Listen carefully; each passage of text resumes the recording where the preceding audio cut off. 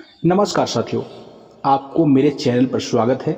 चलिए आपको मैं एक अजीब कहानी से रूबरू कराने वाला हूँ। साथियों, आप मेरे चैनल पर नए हैं तो मेरे चैनल को सब्सक्राइब कर लीजिए और बेल आइकन को ऑल पर कर दीजिए ताकि आपको मेरा सारा वीडियो का अपडेट मिलता रहे। साथियों, चलिए मैं कहानी की शुरुआत करता हूँ।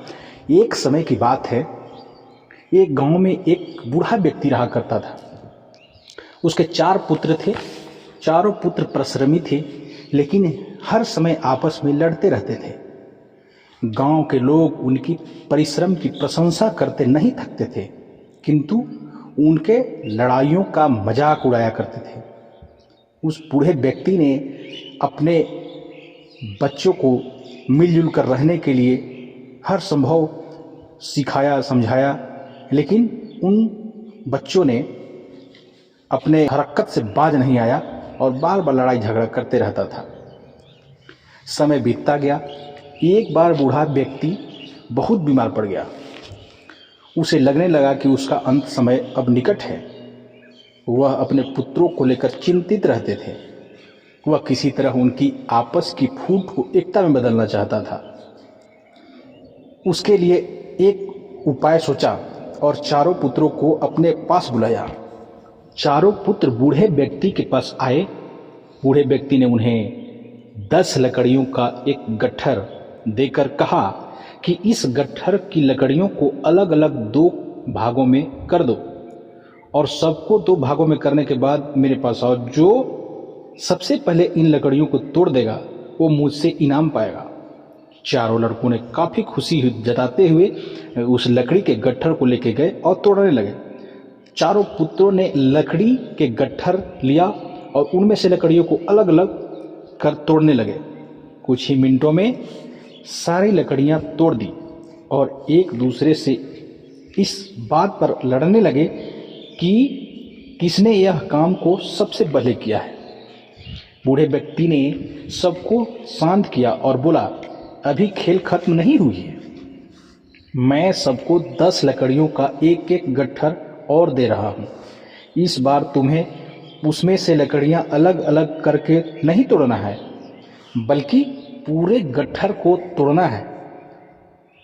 चारों पुत्र मान गए और लकड़ियों के गट्ठर को लेकर उसे तोड़ने लगे, लेकिन बहुत प्रयासों के बावजूद भी उसे तोड़ नहीं पाए। अंततः अपने हाथ खड़े करते हुए बोले, पिताजी, लकड़ियों के इस गट्ठर को तोड़ा नहीं जा सकता। हमारे बस की बात नहीं है। एक साथ ये तोड़ी नहीं जा सकती। पुत्रों की बात सुनकर पिता ने उन्हें बोला, सही बात कहा। यहाँ एक लकड़ी को तोड़ना तो बहुत आसान है, लेकिन उनमें से सभी का एक जगह करके गट्ठर बना दिया जाए तो तोड़ना बहुत ही मुश्किल है। इसका अर्थ समझें? यदि तुम में एकता नहीं है तो तुम्हें कोई भी आसानी से हरा सकता है और नुकसान पहुंचा सकता है, और यदि तुम में एकता है तो कोई भी तुम्हारा बाल बांका नहीं कर सकता है। इसलिए कहता हूं कि एक दूसरे के साथ लड़ो नहीं, बल्कि मिलजुल कर रहो। चारों पुत्रों की एकता की शक्ति का ज्ञान हो गया। उन्होंने अपने पिताजी का वचन मान लिया और वचन दिया कि आज के बाद हम लोग कभी नहीं लड़ेंगे, मिलजुल कर रहेंगे। साथियों, यह कहानी हमको यह ज्ञान दिलाता है कि घर हो चाहे कहीं भी हो, मिलजुल कर रहना चाहिए। एकता में ही जो है साथियों हर काम संभव हो सकता है। इसलिए कहीं भी घर में हो चाहे बाहर हो, अपने आप में मिलजुल कर रहना चाहिए। लड़ाई झगड़ा नहीं करना चाहिए। खास घर में अगर भाई भाई हो तो भाई भाई में जो है झगड़ा कभी नहीं करना चाहिए। हम लोग को ये मानना चाहिए कि भाई जैसा दोस्त कभी जिंदगी में नहीं मिल सकता। इसलिए साथियों, भाई को मिलजुल कर रहना चाहिए और आपस में जो है एकता बना कर रहना चाहिए। तभी घर का विकास होता है, हर चीज़ का विकास होता है और घर जो है आगे की ओर बढ़ता है। साथियों, चलिए आपको मेरा कहानी कैसा लगा?